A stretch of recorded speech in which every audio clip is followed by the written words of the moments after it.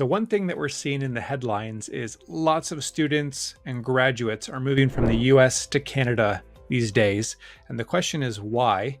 Jay, maybe one of the reasons let's explore is how the H-1B lottery is and the mass layoffs we've seen this last year. Are these having an impact? What are you observing? That's a great topic, Rob, to discuss and to start the conversation. Past couple of years has been pretty bad for North America, both Canada and USA, and we have seen a lot of layoffs and a lot of market crash. Economy is pretty bad. Interest rates are high, and for these reasons, companies are doing layoffs or also doing hiring freeze. Both we are seeing conditions in interested students who are currently graduating as well as who are currently on H-1B or even OPTs.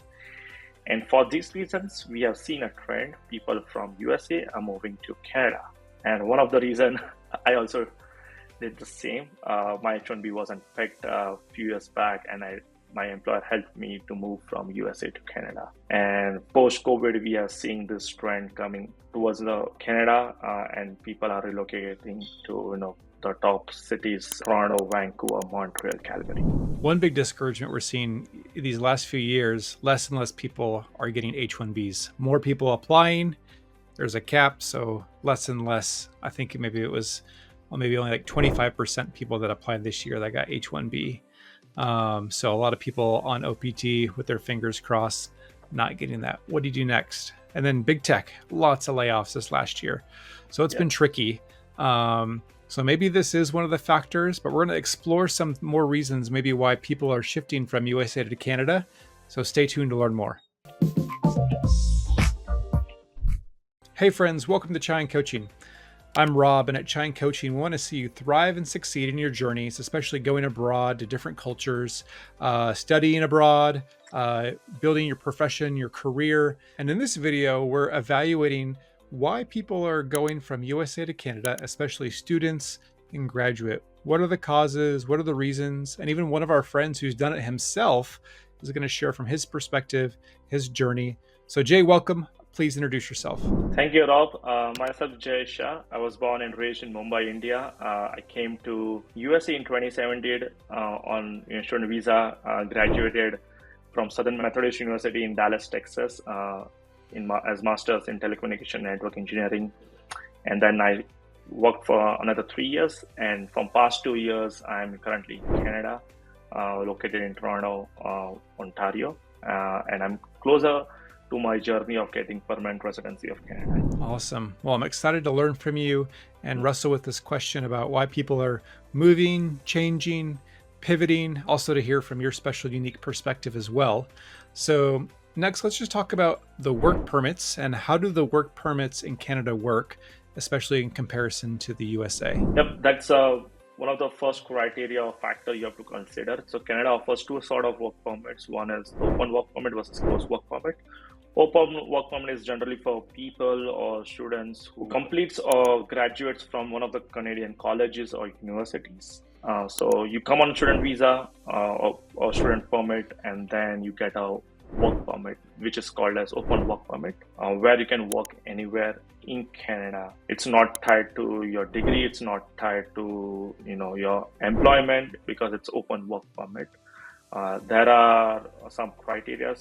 You have to work for 40 hours, and then depending on what type of degree you graduated from, you either get open work permit for 1 year, 2 year, or 3 year. So that is, you need to check it out on the Canadian government IRCC website.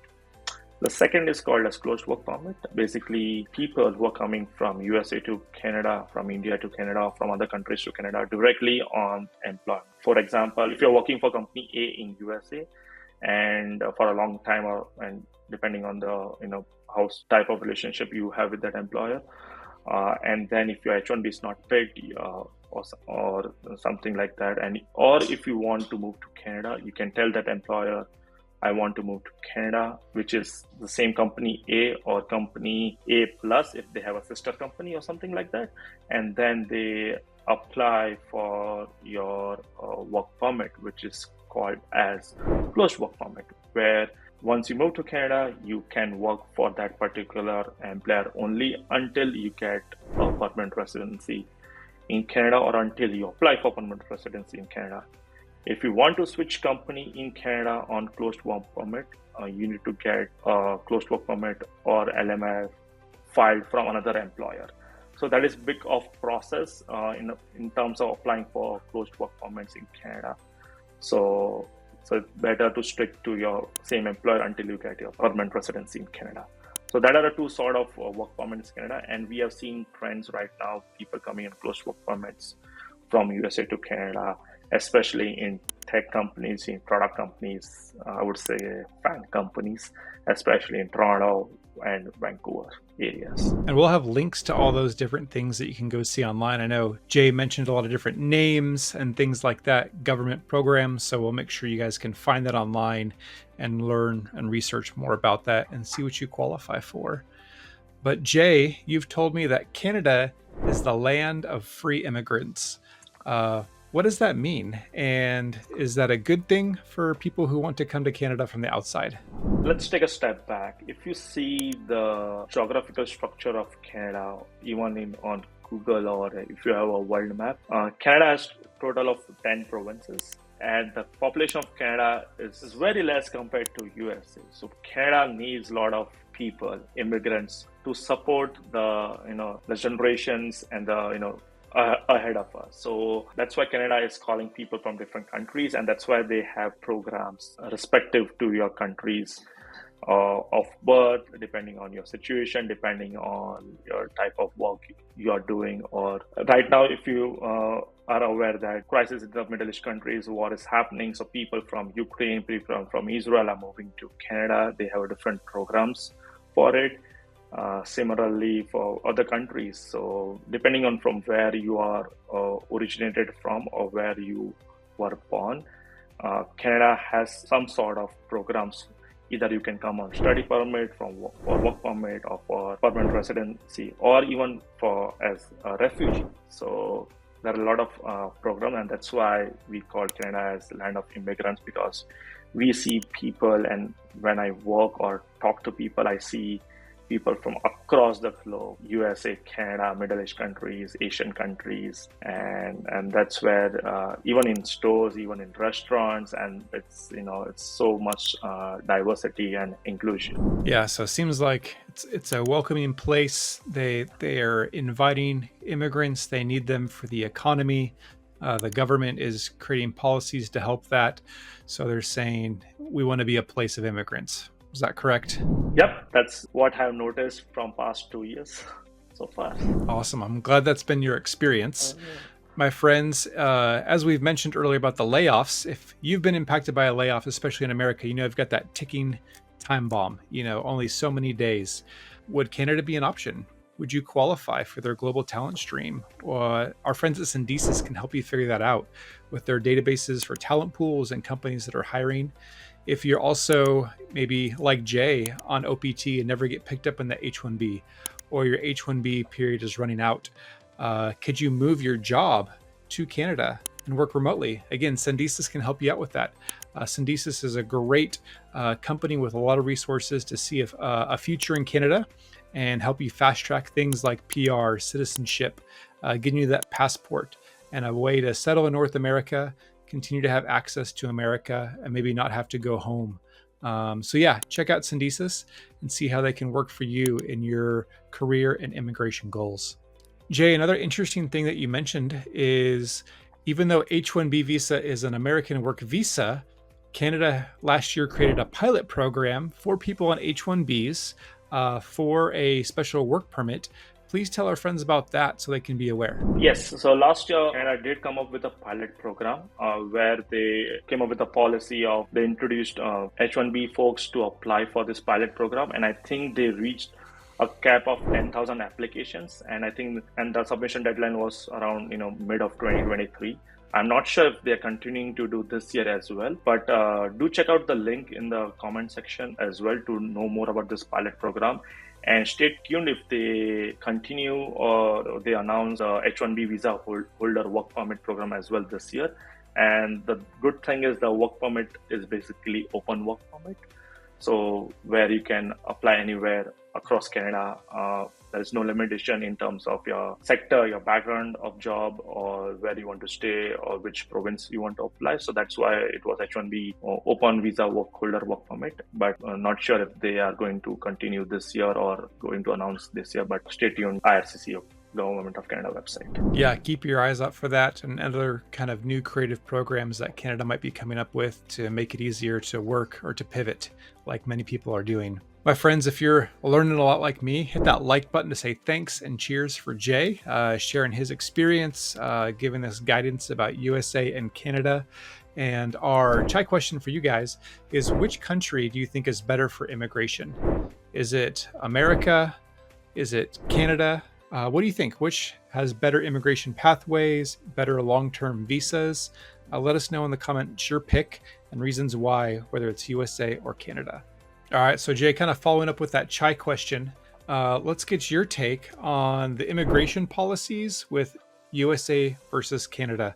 What are kind of the pros and cons with America and Canada and their major immigration policies? So there is a lot of huge difference between immigration policies between these two countries. Both though have a close ties with each other. We see in USA we have the usual path where any international students come to USA is on student visa, F1 visa. You apply for OPT, be it like STEM versus non-STEM. So you get 1 year of OPT versus 3 years of OPT.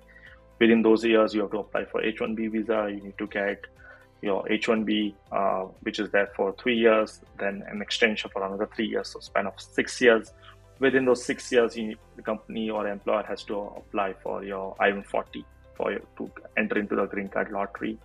And then to get a green card, it's a decade to 2 decades.